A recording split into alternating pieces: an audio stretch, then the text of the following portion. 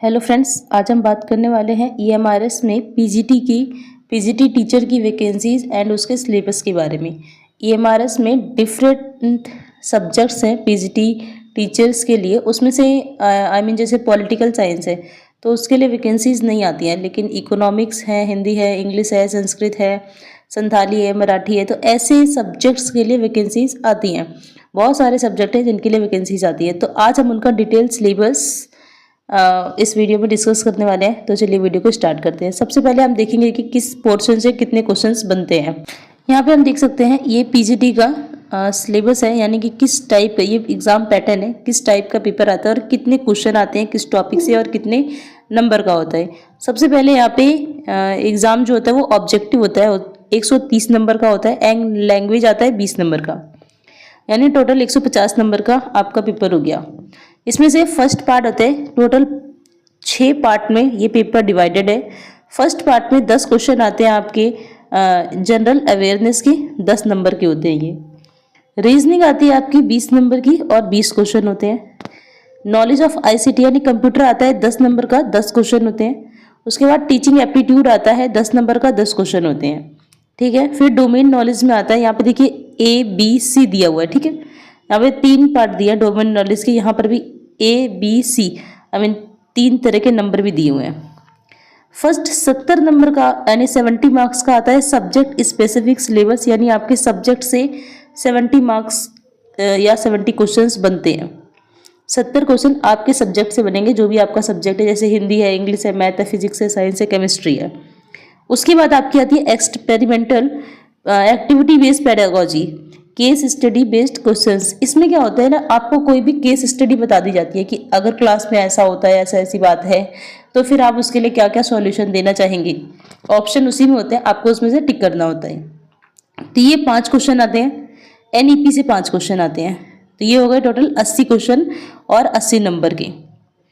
उसके बाद आता है आपका, ये तो हो गए टोटल 130 इस पोर्शन के मिलाकर, 130 क्वेश्चन 130 नंबर की।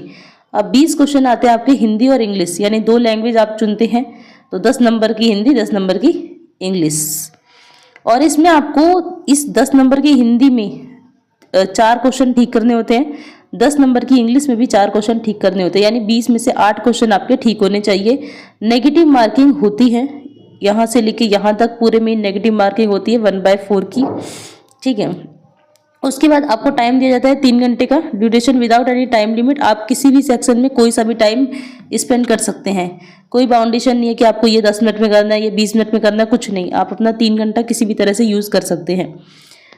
तो ये था पैटर्न। अब आगे हम बात करते हैं सिलेबस के बारे में। आज मैं हिंदी का सिलेबस डिस्कस करने जा रही हूँ। इस सिलेबस की बात हो रही है, ये जो 70 नंबर का दिया हुआ है, इस सिलेबस को डिस्कस करेंगे हम। ठीक है, बाकी तो पूरा हर पेपर का पैटर्न यही होता है, बस आपका सब्जेक्ट स्पेसिफिक सिलेबस चेंज होता है। सबसे पहले हम ये जनरल पेपर देखेंगे। जनरल पेपर में क्या आता है, ये है जनरल पेपर, जिसमें से सबसे पहला हमारा जो टॉपिक था वो था जनरल अवेयरनेस का, जिससे 10 क्वेश्चन बने थे। 10 क्वेश्चन बने थे, इससे जनरल अवेयरनेस थे। इसमें होता है जनरल नॉलेज आएगी और करंट अफेयर आता है with special emphasis in the field of education. Education के फील्ड में कोई भी जो भी करंट अफेयर है एजुकेशन से रिलेटेड वो आएगा इसमें। ठीक है, अलग से भी आ सकता है, ऐसा कोई जरूरी नहीं, स्पोर्ट्स से भी आता है, स्पोर्ट्स वगैरह से भी आ जाता है कई बार। रीजनिंग थी 20 नंबर की। 20 नंबर पे यहाँ पे टॉपिक्स दिए हुए हैं, कौन कौन से टॉपिक से रीजनिंग पूछी जाएगी, जैसे पजल्स आएंगे एंड सिटिंग अरेंजमेंट आएगा, डाटा सफिशिएंसी आएगा, स्टेटमेंट बेस्ड क्वेश्चंस आएंगे, वर्बल रीजनिंग आएगी, inequality, blood relations, sequence and series आएगी, डायरेक्शन टेस्ट होगा, असर्शन एंड रीजन आएगा, वेन डायग्राम्स आएंगे। ठीक है, तो ये है रीजनिंग के 20 क्वेश्चन जो रीजनिंग से बनने वाले हैं 20 नंबर के, उसका ये सिलेबस है। फिर आएगी नॉलेज ऑफ आईसीटी। आप देखिए आईसीटी यानी कंप्यूटर में क्या क्या आ सकता है। फंडामेंटल्स ऑफ कंप्यूटर सिस्टम, वैसे कंप्यूटर बहुत बेसिक आता है, बहुत आराम से आप कर सकते हैं, और अगर आपको बेसिक नॉलेज भी है कंप्यूटर की तब भी। Basics of operating system, MS office, keyboard shortcuts and there uses, important computer terms and abbreviations, computer networks, cyber security और इंटरनेट।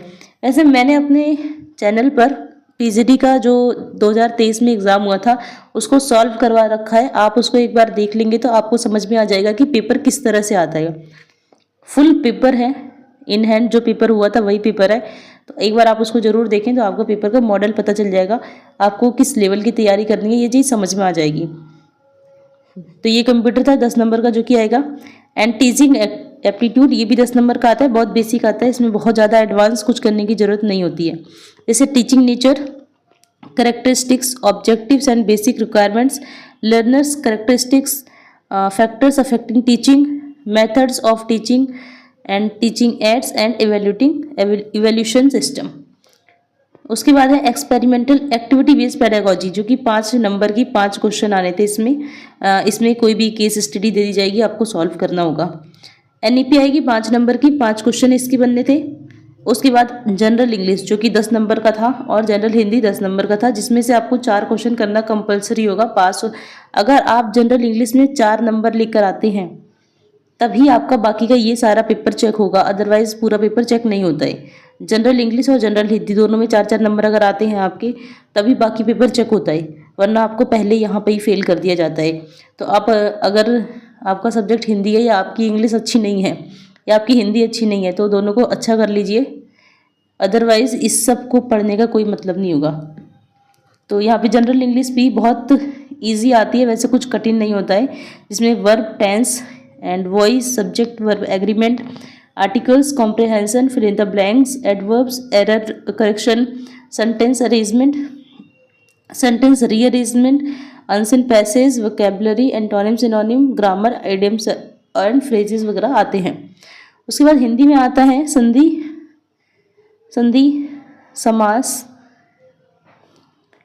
संधि है, समास है, विलोम शब्द है, पर्यायवाची शब्द है, सामान्य अशुद्धियां हैं, वाक्यों के लिए एक शब्द है, मुहावरे, लोकोक्ति, अपठित गद्यांश पर आधारित प्रश्न वगैरह आते हैं। तो ये है पीजीटी का जनरल पेपर का सिलेबस। अब हम चलते हैं पीजीटी के विशेष टॉपिक हिंदी के सिलेबस की ओर, जो हम डिस्कस करने वाले हैं। वो जो कि सब्जेक्ट स्पेसिफिक सिलेबस है, ये जो हमने अभी तक डिस्कस किया, ये जनरल पेपर का सिलेबस था, ये सबका सेम होता है। जो भी पीजीटी का पेपर देने जा रहा है सबका सेम होता है। इवन ये टीजीटी के सिलेबस में भी पूछा जाता है, टीजीटी में भी सेम सिलेबस आता है, यही वाला जनरल पेपर, लेकिन सब्जेक्ट चेंज होता है। तो चलिए सब्जेक्ट को डिस्कस करते हैं। ईएमआरएस के पीजीटी हिंदी का सिलेबस है। ईएमआरएस में पीजीटी हिंदी का सिलेबस बहुत बड़ा है। हालांकि मेरा सब्जेक्ट इंग्लिश है तो मुझे ज़्यादा हिंदी के बारे में जानकारी नहीं है कि इसमें जो भी चीज़ें पूछी गई हैं ये कितना डीप जा सकती हैं, कैसे हो सकता है। मैं इवन एक क्वेश्चन पेपर सॉल्व करवा दूंगी क्योंकि मेरे पास हिंदी का है, ठीक। तो वहाँ से आप जो पेपर का मॉडल है वो पता कर लीजिएगा, पेपर का लेवल क्या है, तरीका क्या है पूछने का, कहाँ तक आपको पढ़ना चाहिए, क्या पढ़ना चाहिए, पता चल जाएगा उससे, ठीक है। आगे बढ़ते हैं। जैसे यहाँ पे दिया हुआ है पीजीटी हिंदी का सिलेबस, तो यहाँ पे सबसे पहले आपका आता है खंड अ। खंड का में इतिहास और साहित्य पूछा जाता है, यानी हिंदी का इतिहास और साहित्य से प्रश्न पूछे जाते हैं। हिंदी साहित्य की इतिहास का विस्तृत अध्ययन, जैसे आदिकाल से लेकर रीतकाल तक। और यहाँ पे आप देख सकते हैं आदिकाल में चंद्रवदाई, अमीर खुसरो और विद्यापति जैसे राइटर पूछे गए हैं। फिर भक्तिकाल पे ये कुछ क्वेश्चंस पूछते हैं। उसके बाद फिर आता है रीतिकाल। रीतिकाल में भी यहाँ पे राइटर्स के नेम दिए गए हैं, जैसे कि देव, धनानंद, बिहारी, मतीराम, सेनापति भूषण या पद्माकर वगैरह दिए गए हैं। उसके बाद आता है आधुनिक काल।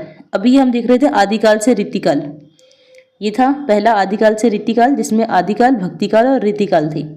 उसके बाद था आधुनिक काल। अब देखिए यहाँ पे है आधुनिक काल। आधुनिक काल में दिया हुआ है कि द्विवेदी युग, जैसे कि महावीर प्रसाद द्विवेदी वगैरह। उसके बाद छायावाद, जयशंकर प्रसाद वगैरह, यहाँ पे राइटर्स दिए हुए किस किस के बारे में प्रश्न बन सकते हैं। प्रगतिवाद, पंथ निराला, प्रयोगवाद, मुक्तिबोध, नई कविता, भवानी प्रसाद मिश्र वगैरह, यहाँ पे कुछ नाम्स दिए गए हैं राइटर्स की, इनसे प्रश्न बनेंगे। आगे बढ़ते हैं हम गद्य साहित्य का विस्तृत अध्ययन।